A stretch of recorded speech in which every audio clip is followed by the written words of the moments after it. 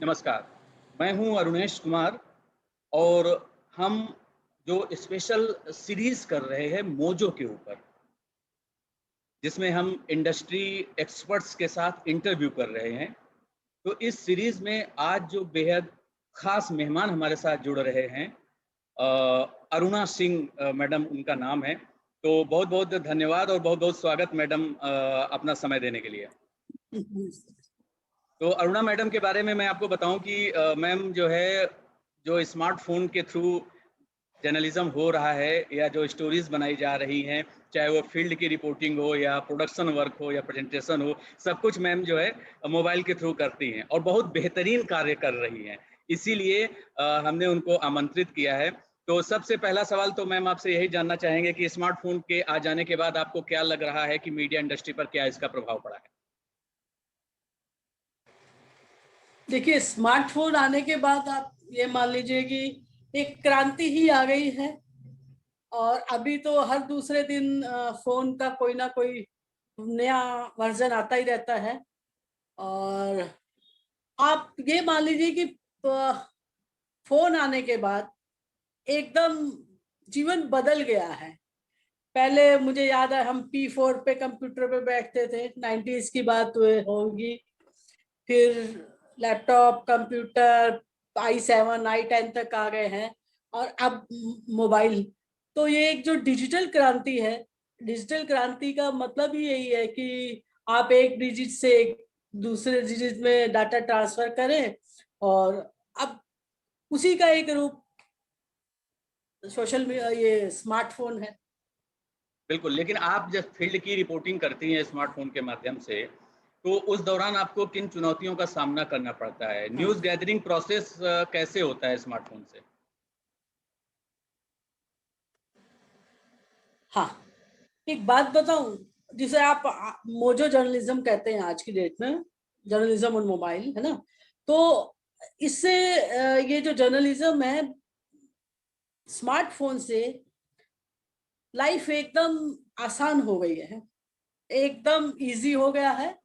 और बहुत ही हैंडी है सारा। एक हम लोगों को, आपको याद हो, आप तो चैनल में है, कि जब हम किसी रिकॉर्डिंग के लिए जाते थे तो एक बड़ा सारा कैमरा होता था, फिर लाइट होती थी, ट्राइपॉड तो होता था।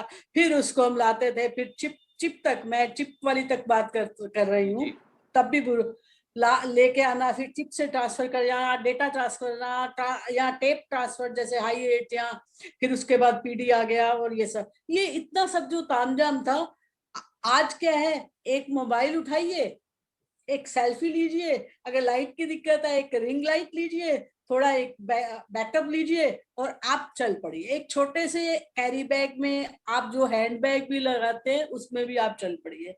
ये तो हुआ इसका कन्वीनियंस। अब आप पूछ रहे हैं कि चैलेंजेस क्या हैं? ये कैसे सुविधाजनक है या क्या है, क्या कह जी, रहे जी। हैं? ये यही कह रहा हूँ कि कितने कैसे सुविधा, सुविधाजनक भी है और किन-किन चैलेंजेस का सामना करना चैलेंज। पड़ता है? हाँ, क्योंकि आप कैमरा पर्सन की भी भूमिका निभा आपको रहे मैं हैं, आप बताऊं, रिपोर्टर भी हैं, वन मैन आर्मी की तरह आपको काम करना नहीं है, नहीं, तो बड़ा सबसे बड़ा चैलेंजिंग तो, होता होगा। हाँ, उससे बड़ा चैलेंज एक सोशल चैलेंज भी आया था स्टार्टिंग में। वो मैं आपको बड़ा अच्छा एक किस्सा बता दूं। जब अब मोबाइल से लेके सेल्फी में लेके जाते थे रिकॉर्डिंग करने, तो कोई मीडिया वाला समझता ही नहीं, सोचता था पर्सनल डाटा के लिए कोई रिकॉर्डिंग की जा रही है।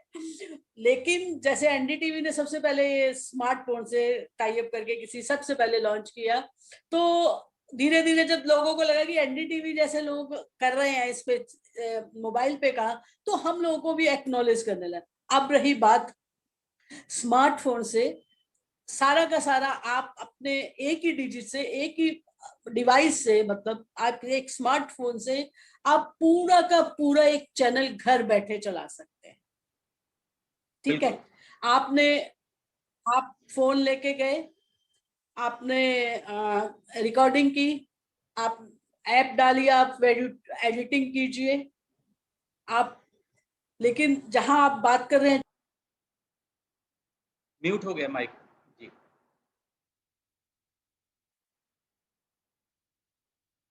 अभी भी म्यूट है। मैम आपका माइक अभी भी म्यूट है।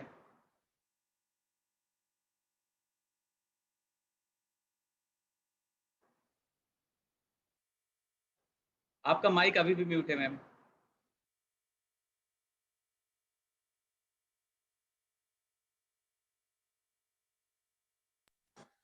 जी जी, अब आ रही है आवाज। क्या हो गया? आवाज आ रही है तो वीडियो चला गया है। हाँ, वीडियो नहीं आ रहा। हाँ, अब वीडियो आप भी आ चैलेंज की रही है। बात, आपने चैलेंज की बात की तो मोबाइल ने बता दिया क्या चैलेंज होता है। बिल्कुल, अभी अभी टेक्निकल फोन बैरियर। आया एक, मेरा ये जूम मीटिंग म्यूट हो गई और अपना स्क्रीन फिर ब्लैक हो गई, ये चैलेंज आ गया। तो इसलिए डीएनडी पे लगाना पड़ता है जब रिकॉर्डिंग कर रहे हो। दूसरा चैलेंज, जब आप जाएंगे रिकॉर्डिंग करने या फील्ड में जब होते हैं, तो फोन के साथ साथ क्या होता है कि धक्का मुक्की होगी, फोन गिर गया, आपका डाटा खत्म, आपके हाथ से फोन गिरा, आपका पूरा का पूरी मेहनत पानी में गई। अभी मेरी 4-5 दिन पहले मैं कहीं गई और बहुत एक्सक्लूसिव वीडियो थी, मैं रिकॉर्ड कर रही और बाद में मैंने आके देखा कि वो रिकॉर्डिंग ही नहीं हुई, वो सारी स्टिल फोटोग्राफ हो गई और भीड़ में। तो ये सब छोटी छोटी चीजें हैं। ये तो देखिए स्मार्टफोन नहीं, ये किसी डिवाइस के साथ भी आ सकती हैं ये चिंता, वो चैलेंज।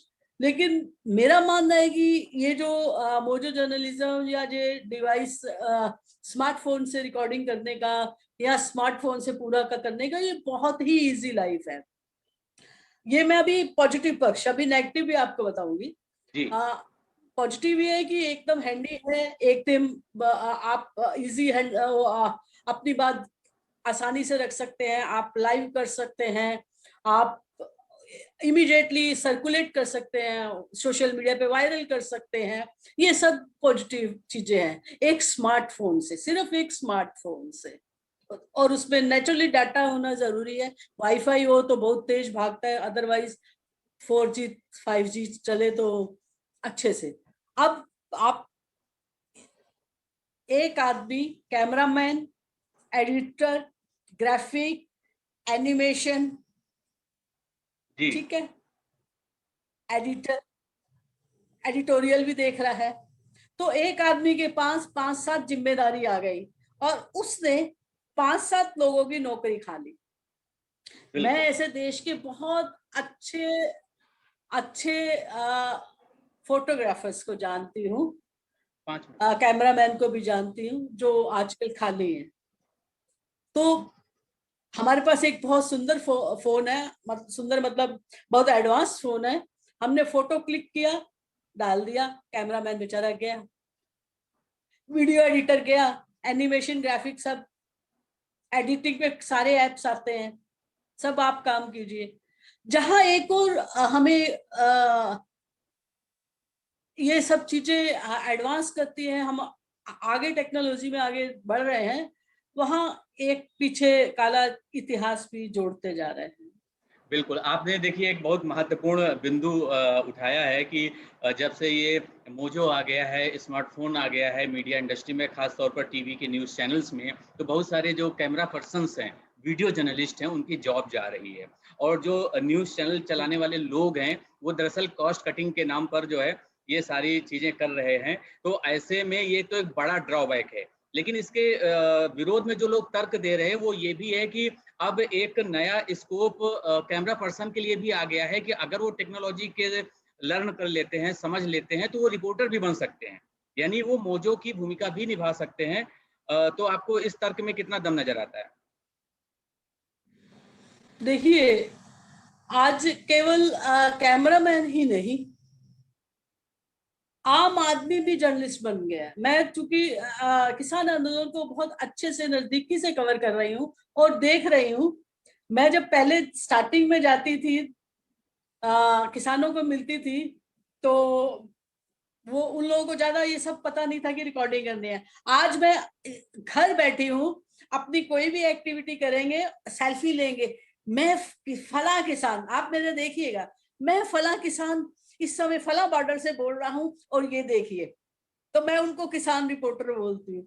जहां ये बहुत आसान हुआ है, एक आप कहेंगे एक जर्नलिस्ट की, किसान जर्नलिस्ट की भी बाढ़ आ गई है।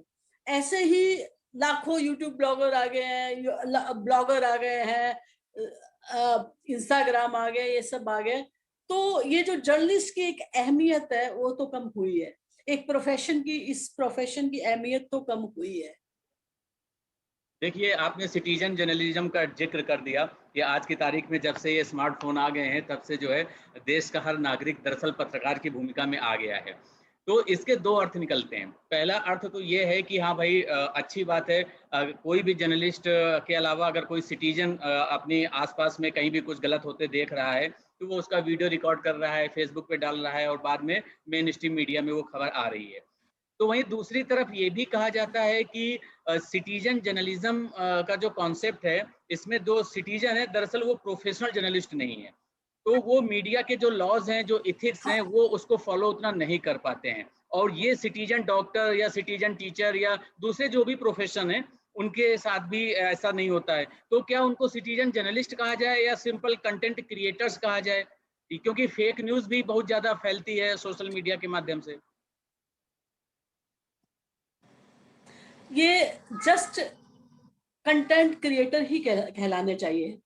देखिए, हर कोई जर्नलिस्ट बन गया जिसको जर्नलिज्म की, पत्रकारिता की जानकारी नहीं है, बेसिक ही नहीं है। अभी भी आज की स्थिति में मतलब क्या हालत है वो आप देख ही रहे हैं। भाषा का ज्ञान नहीं है, उनको ये नहीं पता कि कौन सा शब्द कहाँ चुभेगा और कहाँ। मुझे याद है कि हम लोग जब मीडिया पढ़ते थे, या मैं कुछ साल पहले पढ़ाती हुई थी या मीडिया पढ़ाती हूँ, तो सबसे पहले ये है कि एक पत्रकार को बेसिक पता होने चाहिए। उसको ये पता होना चाहिए कि एक शब्द कैसे, कितना नुकसान। मैं 1 मिनट लूं आपका? हाँ हाँ, बिल्कुल। मेरी बिल्ली थोड़ी आवाजें करे, जी, एक बिल्कुल, मिनट, बिल्कुल। अगर 1 मिनट। हाँ, हाँ, श्योर, श्योर।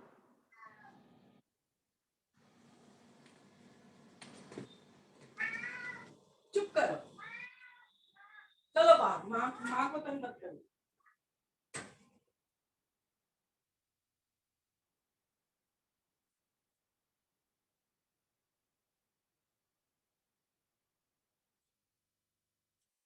सॉरी, असल में वो बिल्ली को भी अपनी स्टोरी सुनानी होती है ना बैठ के, तो उसको बाहर जाना था। चलो, बिल्कुल। यो भी एक मोजो का हिस्सा है, वो भी, उसकी भी एक प्रेजेंट है, उसकी भी स्टोरी है। आजकल जी, जी, पूरा यूट्यूब चैनल, 10-10 चैनल चलते हैं इस पे, बिल्लियों पे भी। बिल्कुल। अच्छा, मैं ये तो एथिक ऑफ जर्नलिज्म, पत्रकारिता के जो मूल सिद्धांत है उसकी धज्जियां उड़ाता है ये हमारा मोर्चो, ये यूट्यूब चैनल और ये सब। सरकार की गाइडलाइन है, जिसने मीडिया में या पत्रकारिता में ग्रेजुएशन नहीं किया, कोई डिप्लोमा नहीं है, उसको वो पत्रकार नहीं मानती है। ठीक है, अभी 3 साल पहले गाइडलाइन आई है। लेकिन अभी एक नया यूट्यूब इन्फ्लुएंसर का कंसेप्ट आ गया है, तो अभी मुझे नहीं लगता कि यूट्यूब वालों को ये लोग जर्नलिस्ट मानते हैं। इंस्टाग्राम कोई जर्नलिस्ट नहीं, जर्नलिज्म नहीं है। फेसबुक बिल्कुल, कोई जर्नलिज्म नहीं है। वो बिल्कुल। आप अपनी सोशल एक्टिविटीज में उसको काउंट कर सकते हैं। ठीक है, जर्नलिज्म वो है कि आप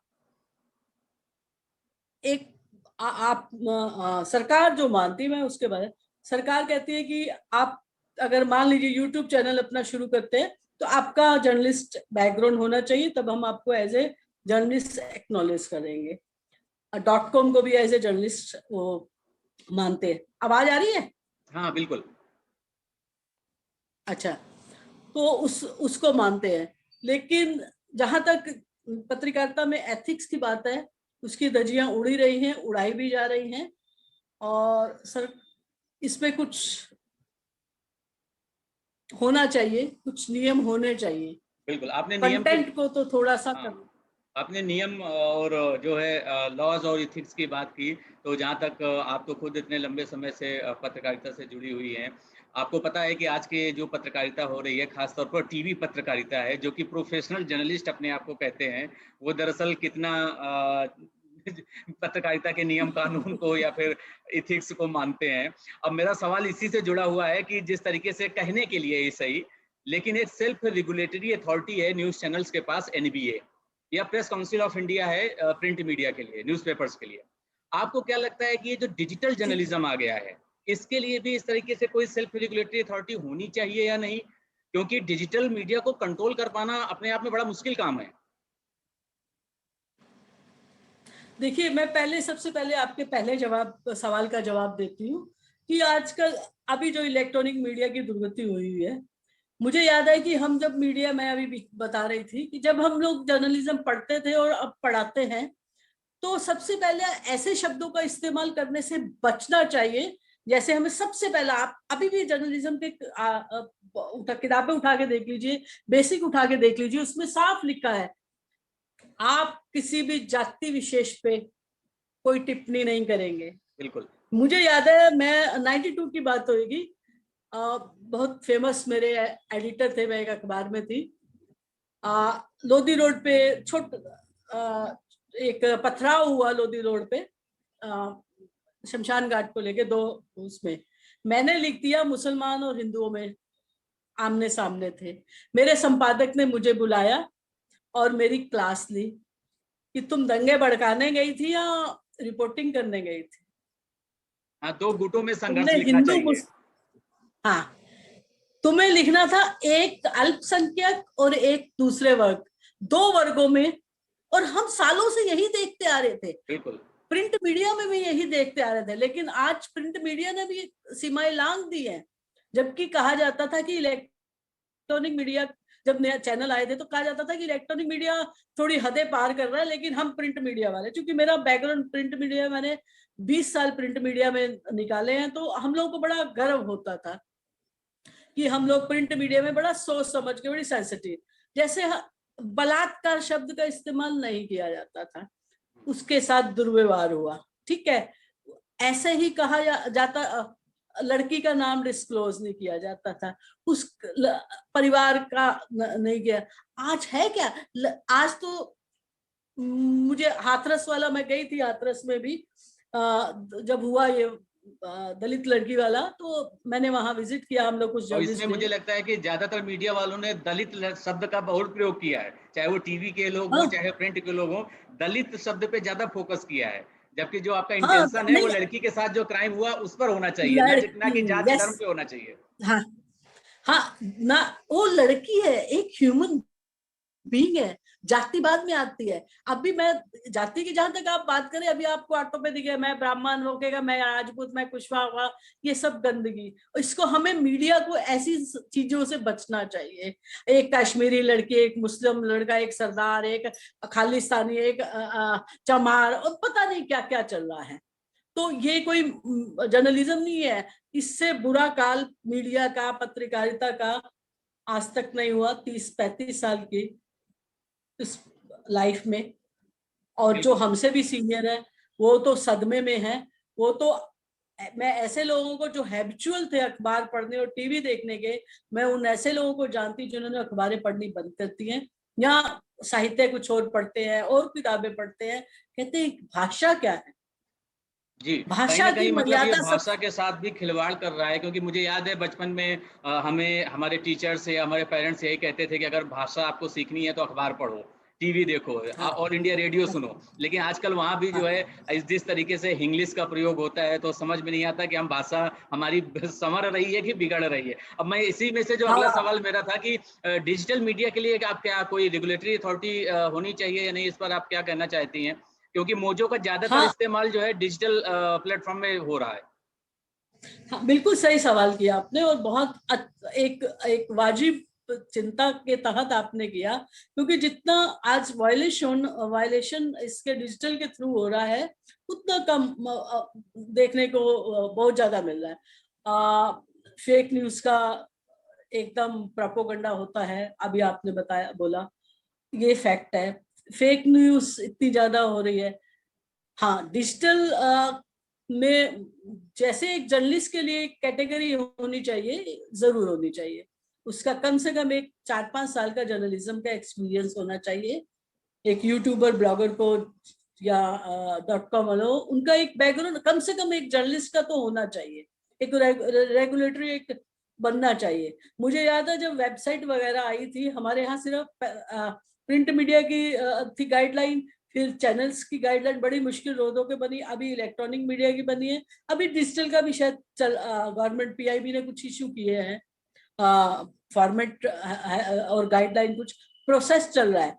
लेकिन ये सब होना चाहिए एक ताकि कोई भी किसी को उठा के कह दे कि ये ऐसा है वो ऐसा है, ये नहीं। एक जर्नलिज्म के एथिक और ट्रेनिंग तो जरूर होनी चाहिए, बिल्कुल होनी चाहिए, मस्ट ये है। आपका ये मानना है वो जो कि हाँ बिल्कुल। हाँ, रेगुलेटरी अथॉरिटी होनी चाहिए। अच्छा, इसी में से आपसे ये भी जानना चाहेंगे, क्योंकि आप खुद एक अब लंबे समय तक आप प्रिंट मीडिया में रही हैं और अभी आप एक तरीके से डिजिटल जर्नलिस्ट हैं। तो इसमें एक दौर ये आया था 90s में, जब नए-नए न्यूज़ चैनल्स, प्राइवेट टीवी के न्यूज़ चैनल्स इंडिया में आ रहे थे, कि उस समय लोगों ने कहा था कि अब प्रिंट मीडिया का भविष्य जो है खतरे में पड़ जाएगा, क्योंकि अब लोग टीवी पे सब कुछ खबरें देख लेंगे। और टीवी की एक अच्छी बात ये है कि जिस समय जो घटना घटी, उसी समय वो खबर आपके पास पहुँच गई। जबकि न्यूज़पेपर में ये अगले दिन आपको खबर पढ़ने को मिली। ये उस समय ऐसा कहा गया था, जो कि मुझे लगता है कि ऐसा साबित तो नहीं हुआ, क्योंकि आज भी कम ही सही, लेकिन जो पाठक वर्ग है न्यूज़पेपर्स का, वो अभी भी है हमारे देश में। ऐसा नहीं कह सकते कि प्रिंट मीडिया बिल्कुल खत्म हो गया। तो मेरा इसी लॉजिक पर बेस्ड अगला सवाल है, अब आपको क्या लगता है, जिस तरह से सबके हाथ में स्मार्टफ़ोन है, जिस तरीके से डिजिटल जर्नलिज्म आगे बढ़ रहा है, तो क्या ये टीवी जर्नलिज्म के लिए खतरे की घंटी है? या फिर आपको लगता है नहीं, ये सहयोगी हैं और ये मिलके ही मीडिया को एक सशक्त करेंगे, मजबूत बनाएँगे? बिल्कुल मेरा साफ साफ साफ मानना है कि जितने भी ओटीटी प्लेटफॉर्म, यूट्यूब, ये सब जो हो गए हैं, ये सारे सैटेलाइट चैनल के लिए एक थ्रेट है। और इस थ्रेट के लिए मैं एक बात कह सकती हूँ कि बहुत बड़ा चैलेंज है वो। मैं वो इस बेस पे कह रही हूँ कि अभी पिछले 4 5 साल के अंदर देखिएगा कि कितने पत्रकार, कितने चैनल बंद हुए, बिल्कुल। कितने लोग बेरोजगार हुए, आज कितने लोग सड़क पे हैं, और अभी और भी होने, अभी कुछ मर्जर हो रहे हैं बहुत बड़े बड़े मीडिया हाउसेस के। तो सबसे ज्यादा कहाँ, सीएनबीसी, और ये जब उसने रिलायंस ने वो TV18 वगैरह सब करते हैं, जब टेक ओवर करते हैं, तो सबसे ज्यादा स्टाफ ही खत्म होता है। उसके बाद जो थोड़ा सा चलता है, तो चैनलों में अभी पिछले कुछ 1 साल में कई हजार लोग जा चुके हैं, और कुछ ही चैनल सरवाइव कर रहे हैं ये भी। हाँ, यूट्यूब चैनल बहुत सारे आ रहे हैं। अभी आपने कहा कि प्रिंट मीडिया, उस समय जब चैनल आ रहे थे प्रिंट मीडिया का आज भी चलन है। प्रिंट मीडिया, जिनको अखबार पढ़नी है वो पढ़ेंगे ही, जिनको जनसत्ता, नवभारत टाइम ये पढ़ना है वो पढ़ना है, वो पढ़ेंगे ही पढ़ेंगे। हर कोई अपनी अखबार पढ़ेगा ही पढ़ेगा, एक रूटीन बना हुआ है। लेकिन जो सबसे ज्यादा लोग विमुख हुए हैं, जिसको कहते हैं जो कटे हैं, वो सैटेलाइट चैनल से कटे हैं। ये मैं आपको फैक्ट बता रही हूँ। ये आप पूरे डेटा पे देख लीजिए, आप चैनल की टीआरपी देख लीजिए, व्यूअरशिप से आप उठा लीजिए, या क्योंकि यूट्यूब वगैरह बड़े एग्रेसिवली मार्केटिंग अपनी कर रहे हैं, स्ट्रेटजी बना रहे हैं सारे, अमेजॉन सब। अब जैसे न्यूज का प्लेटफॉर्म क्या रह गया है, यूट्यूब आज की डेट में सारे चैनल यूट्यूब पे आ गए हैं। ठीक है, एंटरटेनमेंट का ओटीटी प्लेटफॉर्म हो गया, लोगों को एंटरटेनमेंट वहां देना हो रहा है। कोई पैसे खर्च करके अपना नहीं ले रहा, फ्री सब्सक्रिप्शन बहुत सारी मिल रही है यूट्यूब में, दुनिया भर की एंटरटेनमेंट और न्यूज और बैलेंस चैनल। इसके लिए खुद काफी, ये बहुत हार्श मेरा स्टेटमेंट है, लेकिन दुखदाई भी है, लेकिन मुझे कहना पड़ रहा है कि इस हश्र के लिए सैटेलाइट चैनल खुद जिम्मेदार है। बिल्कुल। क्यों? यानी क्योंकि वो एक तरफा आप दिखाएंगे तो दूसरा पहलू नहीं दिखाएंगे, तो उसके लिए जो उसको इंफॉर्मेशन चाहिए वो कहीं और जाएगा ना। उसको यूट्यूब से मिल रही है, उसको क्यों व्हाट्सएप पे खबरों का इतना सिलसिला लोग देखते हैं, चाहे फेक आदि मिलती है या झूठी मिलती है। तो सैटेलाइट चैनल का यही स्थिति है, यूट्यूब एक अल्टरनेटिव बनता जा रहा है, लेकिन इन सब चीजों का मॉडरेशन भी हो रहा है। आप ये मानिए, जैसे सैटेलाइट चैनल बहुत सारे चैनल उस पे आ गए हैं, यूट्यूब पे हैं, उनकी सब्सक्रिप्शन करोड़ों में है, वो उससे ज्यादा अच्छा कर रहे हैं। बहुत सारे चैनल, आपका न्यूज़ 24 बहुत अच्छे परफॉर्म कर रहा है यूट्यूब पे, ठीक है। और जैसे मैं बता रही हूँ कि चेंज हो रहा है फॉर्मेट, पॉडकास्ट आ गया है। पॉडकास्ट एक बहुत ब्यूटीफुल चीज लगी मुझे, पता है। एक नया ये जो शब्द मैंने 4-5 आपसे सीखा, क्योंकि अभी तक हमने ब्रॉडकास्ट या टेलीकास्ट ही या नैरोकास्ट वर्ड सुने थे। आपने एक नए शब्द से मेरा परिचय करवा दिया, फोनकास्ट, जो नहीं, बिल्कुल ये सही भी शब्द है। नया नहीं है। पॉडकास्ट मतलब आप अपनी आवाज को टेप पर रिकॉर्ड कीजिए, जी या जी, वीडियो नहीं नहीं, नहीं मैं पे नहीं है, पॉडकास्ट की बात नहीं कर रहा आपने था, अपना मैं करके फोन कास्ट आपने, की बात कर रहा था। फोन कास्ट यानी फोन हाँ, के फोन माध्यम में कास्ट, ही आप, यस आपका जो यस, है ई पेपर भी है, ऐप भी है, हाँ टीवी भी है, रेडियो का भी ऐप है, तो आप सब कुछ फोन से कर सकते हैं। हाँ, आखिरी सवाल फोन आपसे कास्ट जानना का जमाना चाहेंगे। आ गया। जी, आखिरी में आपसे जानना चाहेंगे कि मोजो का फ्यूचर आप क्या देखती हैं? मोजो का फ्यूचर बहुत अच्छा है, और आज हर देश कोने कोने में मोजो जर्नलिस्ट घूम रहे हैं, लेकिन उन जर्नलिस्ट को एक अथॉरिटी बना के रेगुलाइज करना एक बहुत जरूरी काम है, नहीं तो एक भीड़ एक हो जाएगी, और वो जो रेप किसी का हुआ है या कोई मर गया तो उसके मुंह में माइक डाल के कह रही होगी कि बताओ तुमको कैसा लग रहा है। तो ऐसे जो भीड़ को हमें रोकने के लिए कुछ कंट्रोल तो करना पड़ेगा। मोजो का सबसे पूरे वर्ल्ड में, मतलब मोजो एक बहुत ही ब्राइट फ्यूचर के साथ, बहुत ही अच्छे इम्पैक्ट के साथ, अपनी बहुत तेज रफ्तार में, सैटेलाइट चैनल से ज्यादा इसकी रफ्तार है। इसका कारण क्या है कि एक तो इकोनॉमिकल है, बिल्कुल। आपने फोन उठाया, आपने डाटा लिया, अपना रिकॉर्डिंग उसमें 4-6 ऐप डाली, अपना चैनल बनाया और अपना टेलीकास्ट कर दिया। यानी फ्यूचर बहुत मोजो का ब्राइट है, मैम के कहने का अर्थ ये है। लेकिन जिस तरीके से अभी अगर हम टीवी न्यूज़ चैनल्स की बात करें, तो एनडीटीवी ने ही इसे एक बड़े लेवल पर प्रैक्टिस के तौर पर अपनाया है, लेकिन बाकी के न्यूज़ चैनल्स अभी इतने बड़े लेवल पर मोजो को नहीं अपना रहे हैं। उनके साथ एक ट्रेडिशनल कैमरा पर्सन जाता है, ये हो रहा है, लेकिन धीरे धीरे इसमें बदलाव भी आएगा। तो आखिर में बस आपने बताया कि मोजो का फ्यूचर बहुत ब्राइट है, लेकिन डिजिटली ज्यादा ब्राइट है। मतलब यूट्यूब चैनल्स अगर चलाना है या अपना वेबसाइट्स वगैरह है, या आपको लगता है कि ये टीवी न्यूज़ चैनल भी एनडीटीवी की राह पर चलेंगे और फिर आने वाले समय में सारे news channels, specially news channel, वो भी मोजो की राह पर चलेंगे? क्या लगता है आपको? नहीं, देखिए, एकदम माइंड सेट होता है। जैसे हम लोगों अभी आप ही ने भी कहा और मैं उस बात से सहमत हूँ, जैसे जिसको न्यूज़पेपर पढ़ने का आदत है वो न्यूज़पेपर पढ़ेगा ही, है ना। बिल्कुल। जिसको चैनल देखना है वो चैनल देखेगा ही, और जिसको कैमरे से शूट करना है अपना रख के कंधे पे, उसको करना है। और जहाँ कुछ चैनल बहुत जल्दी तैयार नहीं होंगे, आपको मैं बताऊं, जी। और कुछ चैनल हो रहे हैं, लेकिन क्वालिटी वाइज में इसकी क्वालिटी पे दोनों की, मोजो की मोबाइल से और कैमरे की,